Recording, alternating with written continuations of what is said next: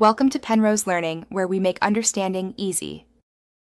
In this video, I will explain how to replace a heater core. First, ensure your vehicle is cool, then disconnect the negative battery terminal.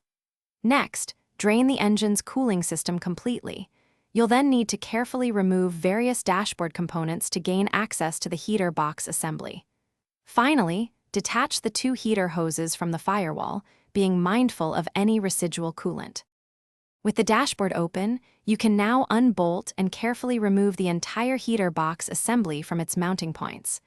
Once the box is out, you'll need to separate its two halves, which are usually held together by clips or screws.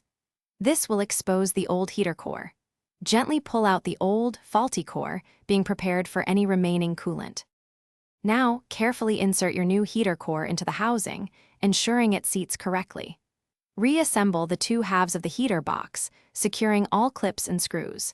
Then, reinstall the entire heater box assembly back into the vehicle, bolting it firmly in place.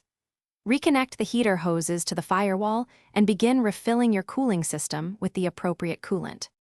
After refilling, it's crucial to thoroughly bleed any air from the cooling system to prevent overheating.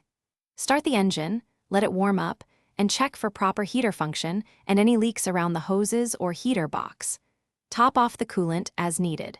Remember to check the description for a link to some fantastic leak-proof meal prep containers and other great deals. This ensures your hard work pays off with a warm cabin and no surprises.